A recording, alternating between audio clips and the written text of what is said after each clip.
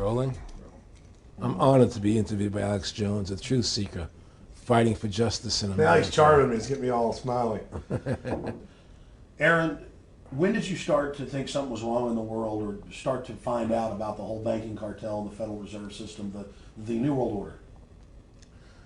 Well, that was a progression of events. I've always been a very independent person, always believed in individuality, and that we were put on this earth to be unique individuals to fulfill our God-given potential, and that the only way to fulfill your potential is to be free, to find out who you are, and to make your errors, to make mistakes. And as I grew up, I began to realize more and more the government was inhibiting me in things that I wanted to do. And what happened, I was very successful in the ladies' lingerie business. I worked for my dad. He had a small undergarment business. And I created the first ladies' bikini panties back in 1963, actually. And then I opened up a nightclub in Chicago called the Electric Theater that opened up the day Martin Luther King was assassinated. Wow. All right, and so the city of Chicago was in flames the day my club opened, Wow. and nobody came out to the club. And well, what happened was that that was the year of the Democratic Convention in Chicago in '68, and so my club became a hangout for the hippies, you know, and because they wanted to go to Chicago and protest what was going on. And I was having a concert at my club one night to raise money, and the police raided the nightclub, my club, for no reason at all. And I was standing outside in my office overlooking the street, and I saw all these paddy wagons pulling up in front of my club. And I was a 24-year-old kid. You know, I had no experience at all, really. So what are these paddy wagons doing here? And then I saw all these cops getting out of the paddy wagons coming into my club. I said, oh my God, they're raiding me. And so I ran down to the stage, and I got on the stage, and I stopped the band from playing. And I said to the people in the audience, we're being raided, you know, so sit down on the floor, cooperate, and pull out your identification and cooperate with the police. And as I said that, two of the cops from behind threw me onto the floor and grabbed me and started dragging me out of the club. I'm going, you know, victory, victory, you know, I'm playing it for all it was worth at the time. I was a kid. And then I saw the fire department there, and the fire department was dumping garbage cans, the garbage all over the floor. And I thought to myself, well, why are they doing that? You know, very quickly as they were dragging me out. And I didn't quite understand it. So they threw me into the paddy wagon. As I got into the paddy wagon, one of the cops grabbed my testicles from behind and squeezed, and I went into the paddy wagon in gigantic pain.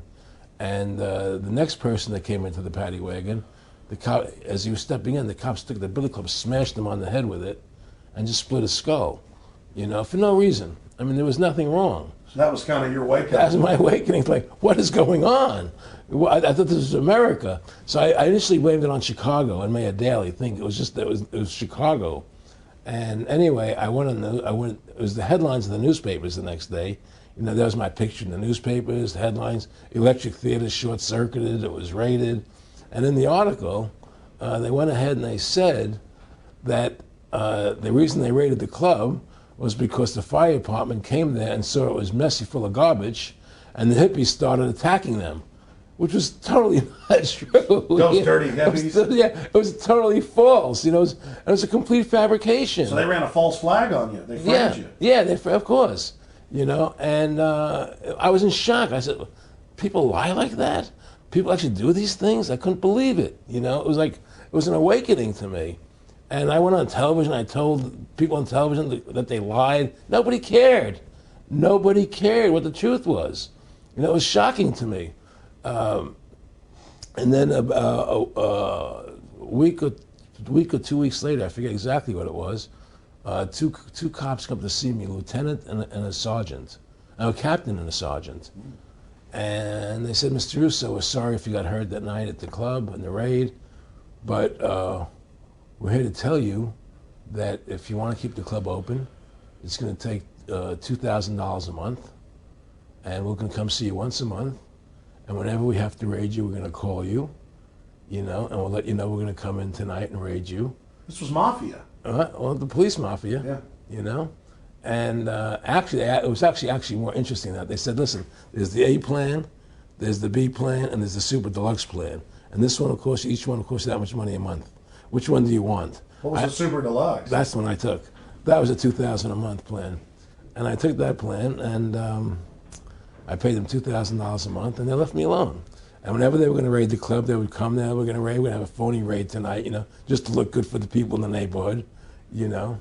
So that was your first big education. That was my education into corruption in government, you know. But I really thought that was basically Chicago.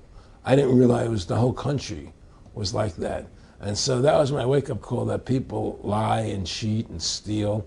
And I thought everybody was always honest and nice and decent. And I had no idea about any of these things. Finally, one day they came to me and they said, look, we can't take your money anymore. I said, why, what's up? What's going on? I said, we have to close your club. There's elections coming, and the aldermen in the neighborhood don't want you open anymore. So we can't take your money. So I had to go to court and fight them, and they were trying to close the club. And then one night there was a fire, and the club never reopened again. The club just closed, and that was the end of the club. And they burned me down. And that was the end of my experience. And then I moved back to New York, where I met Bette Midler. And I ran into her at a little nightclub she was playing called the Improv, and I thought she was fabulous. And through a series of events, I began managing her. And as soon as I started managing her, her career took off like a rocket. You know, it was just fortuitous, I guess. And we became very, very successful. And through managing Bette, I started producing shows on Broadway where I won the Tony. And I produced a television show where I won the Emmy with Dustin Hoffman and Bette, you know. And then I produced The Rose for her, where she got Academy Award nominations. Wow. And then that led me to producing Trading Places, which everybody knows. You know. I think it's the best Eddie Murphy movie. Well, it's a good one. I don't know if it's the best, but it's a really good one. And I'm very proud I made that movie. And so in my mind, I feel as if I've made a classic comedy in Trading Places, a classic musical in The Rose, and a classic documentary in Freedom to Fascism. You know, so I'm very proud of my work that I've done as a filmmaker. Back in the late 80s, I was a pretty big silver trader and gold trader. And I don't think I've ever told this story on tape before. I was a pretty big silver and gold trader. And I always paid my taxes, and I took what was a legal tax deduction on my silver trades. And a few years later, I think it was 88 or 89 or something, the IRS claimed that what I did, and other people did as well, was now illegal. We couldn't do it anymore. But they made it retroactive. I said, what do you mean retroactive? It was legal then. I did what was legal. I said, yeah, but now we're making it illegal retroactively. And that's not good. So you owe us $600,000 or $800,000. For what? It was legal. How could you make something retroactive? Change the law backwards in time. It makes no sense. Well, we're doing it. And so everybody said they can't do that. So we went to court, a class action lawsuit. And the judge agreed with the IRS and said they could do it retroactively. And that's when I knew that there was something wrong in America with the IRS and the system here, you know. Aaron, you were telling me this story last night, and before you even finished saying, in the late 80s, the tax law, I said retroactive. And I knew that because they literally ruined my dad, but he paid. He didn't know. He still thought this was America. And it was legal tax law, what you're supposed to do. They said retroactively you owe, and with, not just retroactive, but they said you also have penalties and interest. That's right. So how do you have penalties and interest on something when they retroactively change the law? Well, first of all, they can't retroactively. How can you do anything retroactively? Penalties and interest are a farce. The whole thing, because they do whatever they want to do. And that's when I realized America is not America. It's not the land that I was taught it was. Because they can do whatever they wish to do. And there's nothing the citizen can do about it. Now, you've made America Freedom to Fascism. I want to walk through that film, and I want to encourage everybody out there to get a copy of it on DVD. It was also in theaters around the country, and I think the best film out there on the Federal Reserve and the IRS and the whole banker scam, and I want to discuss that with you here. But I wanted to go back a little bit to the point that we discussed last night, where you don't advise people to not pay. And I do the same thing. People say, well, wait, you're saying it's a scam, but you're saying go ahead and pay it. And I like the way you summed it up. Well, it's really fairly simple. I mean, since making that movie, many people come to me and ask me whether they should pay their income taxes or not, and I never advise people not to pay. And the reason I tell them, I say, look, I've done a lot of research. The Supreme Court has ruled that the IRS has no authority. The 16th Amendment did not give the IRS the authority to tax your labor and your wages. That's a fact. All right, the Supreme Court is the law of the land, and the IRS does not trump the Supreme Court. However, that being the case, the fact is, if the mafia would come to you and say, we want $2,000 a month or we're going to hurt you, I would not advise you not to pay them, because you may get hurt by not paying them. Whether it's legal or not doesn't necessarily matter. You're going to get hurt if you don't. It's the same thing with the IRS. They can hurt you. They can put you in jail. They can torture you. So if you don't pay them, you may get hurt. So I never advise people not to pay. I tell people, yeah, pay your taxes. Look what happened to Congressman Hansen. Yeah, Congressman Hansen's a great example. Pay your taxes. But you know what?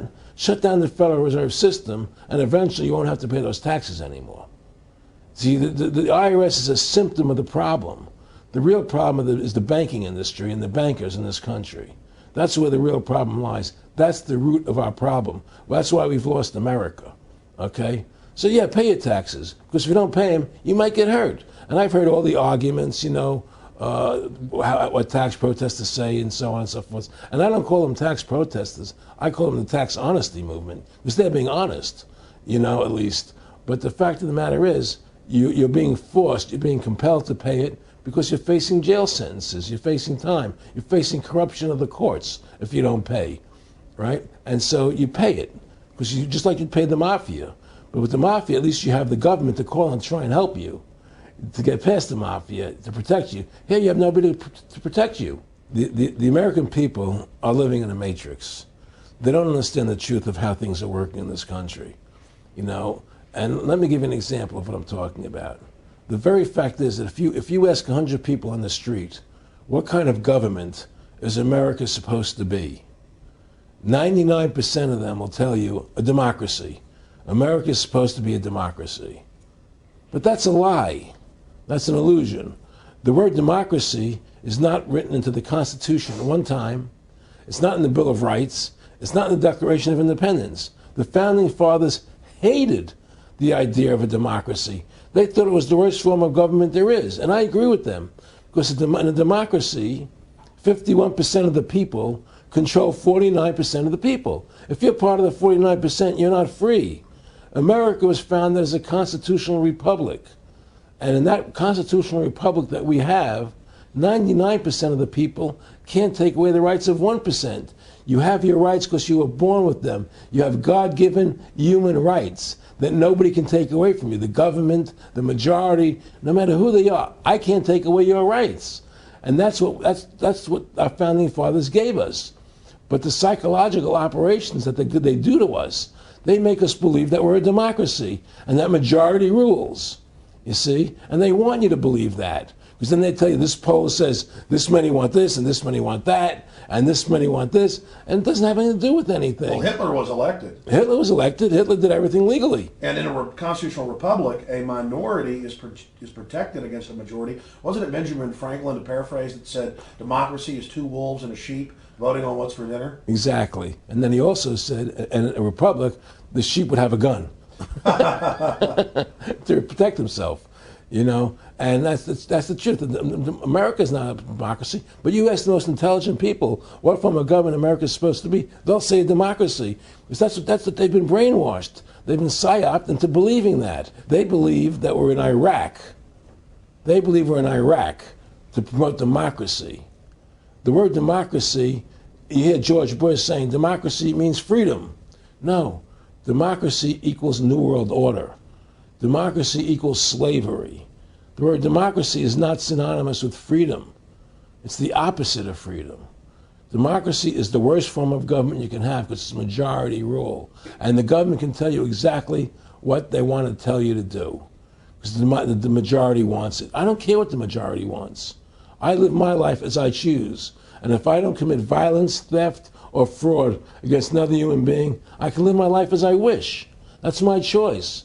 And if I'm allowed to make mistakes, because when you make mistakes, you learn from them. You grow as a human being. We're put on this earth to become the best individuals we can be, to fulfill our God-given potential, right? We're not here to put on this earth so that the government can tell us how to live our lives and what we must do. We put into these systems and these paradigms. No.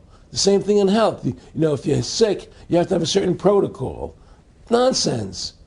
You know, be individuals. Think for yourself. Have critical thinking, you know. And so what's happened is that because they've taught everybody that we're a democracy, which is not true, now, so then in 1913, they bring the Federal Reserve System into being, right? And now you have this Federal Reserve System, which then in 1913 got the right to create money for the government, when before that the government created its own money. Now the government, when it needed money, had to borrow it from this private bank called the Federal Reserve, which is a private bank owned by individuals, incorporated in Delaware. And so what happens is now the government borrows money from them to fund the government. Then the government says, well, we have to pay these people interest. How are we going to pay them interest? Let's impose a tax on the labor of the American people, which never existed before, to pay the interest to the bankers. In fact, in 1980, Ronald Reagan said not 1 red cent of your income tax money goes to run the country. It all goes to the Federal Reserve. Well, it was the Grace Commission report that said that not one nickel goes to the infrastructure of the country. You know. And I guess Reagan quoted that too. Right. And so, but the point I'm trying to make is that by creating this Federal Reserve System, the government now became dependent on these private banks for money, and they started taxing us. You see, and so now what happens is that in 35, I believe it was, Social Security started, and they gave Social Security cards, said not to be used for identification, the Social Security number right on the card, right? And through Social Security, they started deducting money out of your paycheck. That was the first time they were ever could take money out of your paycheck, because people agreed to it because they thought it was going to their retirement fund. And so then when they instituted the income tax again, they started taking money out of your paycheck because Social Security could do it. And then they could do it again. You see what I'm saying? And so now they've even taken control of the tax payment itself. I mean, literally like you're a slave, they're Right. taking it right there when you make it. Exactly. They don't even trust the public enough to go send and them pay a it check. themselves. You know? Right. So they take it out automatically because they know people aren't going to want to pay it. So what's happened is that through the implementation of the Federal Reserve System, the government has become vested in these bankers, and they get their money from the bankers. And so then they impose a tax on us, which makes us more slaves, makes it more difficult for us to survive, right? Giving them more profits. And now what's happened is that through the Federal Reserve System, the bankers have pretty much taken control of our government. It doesn't matter Republican and Democrat anymore, because they're both the same. Neither one of them are talking about shutting down the Federal Reserve System or stopping the payment of taxes, you know, or any of the big issues that face Americans, right? So I had a friend, Nick Rockefeller, okay, who was one of the Rockefeller family, and he, when I was running for governor in Nevada, he came to me, introduced himself to me through an attorney, and we became friends. We started talking about things, and I learned an awful lot from Mr. Rockefeller. And one of the things that we used to talk about was the ultimate plan of the banking industry, what they wanted to accomplish. And the goals of the banking industry, not just the Federal Reserve System, but the private banks in Germany and England, all over Italy, all over the world, they all work together. They're all central banks, and they're all part of the Communist Manifesto. You know, central banking is one of the major planks of the Communist Manifesto. We talk about America being a capitalistic country, but yet at the same time we have a central bank that plans everything for us, right? And the graduated income tax is another plank of the Communist Manifesto, right? So right there you have two major planks of the Communist Manifesto that have been brought in because of the Federal Reserve System, okay?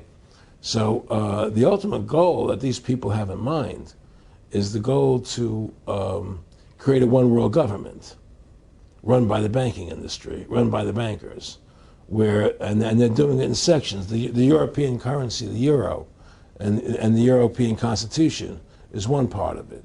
Now they're trying to do it in America with the North American Union, right? And they want to create a new currency called the Amero, right? And the whole agenda is to create a one world government where everybody has an RFID chip implanted in them. All money is to be in those chips, right? There'll be no more cash. And this is given me straight from Rockefeller himself. This is what they want to accomplish. And all money will be in your chips.